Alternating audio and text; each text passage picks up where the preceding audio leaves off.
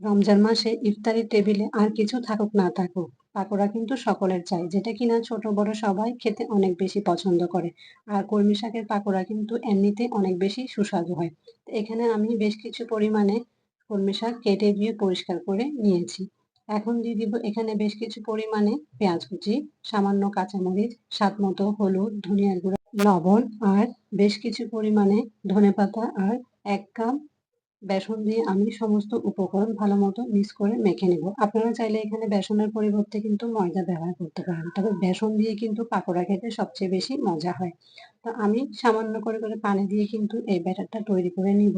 কারণ বেশি পানি একত্রে দিয়ে দিলে কিন্তু এটা নরম হয়ে যাবে। আর এক্ষেত্রে কিন্তু ব্যাটারটা খুব একটা ভালো আসবে না। তো আমি ভালোমতো মেখে কিন্তু তৈরি করে নিয়েছি। এখন পছন্দ আকারে গোল শেপ করে কিন্তু ডুবো তেলে ভেজে নেব। তো চুলায় আমি একটা প্যানে কিন্তু কড়াইয়ে তেল বসিয়ে দিয়েছি। এখন একটা করে গোল শেপ করে কিন্তু আমি সবগুলো পাকোড়া এভাবে দিয়ে দিচ্ছি। আর এই অবস্থায় কিন্তু চুলার ফ্লেম একেবারে লো হিটে রাখতে হবে, কারণ বেশি জোরে কিন্তু রাখলে পাকোড়াগুলো কিন্তু উপর থেকে কালারটা নষ্ট হয়ে যাবে আর ভিতরে কিন্তু একদমই হবে না। এতে করে কিন্তু পাকোড়া খেতে একদমই ভালো লাগে না। তো আমি এখন একটু ভালোমতো একটা কাঁটা চামচের সাহায্যে উল্টে পাল্টে দিচ্ছি। এতে করে কিন্তু সবগুলো পাকোড়াই খুব সুন্দর করে ভাজা হয়ে যাবে আর উপরের কালারটাও খুব সুন্দর হয়ে আসবে। ইফতারিতে কার বাসায় এরকম সবজি পাকোড়া খেতে পছন্দ করে অবশ্যই কমেন্ট করে জানাবেন। আমার বাসায় তো প্রতিদিনই পাকোড়া বানাতে হয়। তবে চেষ্টা করি একেক দিন একেক রকম ভাবে পাকোড়া বানানোর জন্য।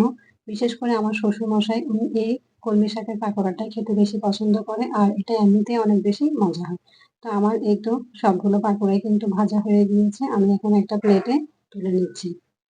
মাশাআল্লাহ, দেখতে পাচ্ছেন আমার সবগুলো পাকোড়াই কিন্তু হয়ে এসেছে। আর দেখে নিশ্চয়ই বুঝতে পারছেন এটা কতটা লোভনীয় হয়েছে।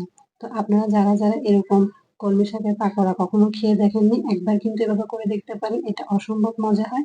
আর এই পাকোড়াটা বানাতে কিন্তু খুব একটা বেশি সময় লাগে না। জাস্ট হাতে করে কিন্তু ১০ টা মিনিট সময় নিয়ে কিন্তু আপনি এই পাকোড়াটা তৈরি করে নিতে পারেন। আর বাসার সবাই খেয়ে কিন্তু আপনার প্রশংসা করতে বাধ্য হবে। আজকে এই পর্যন্তই। সবাই ভালো থাকবেন। আল্লাহ হাফেজ সবাইকে।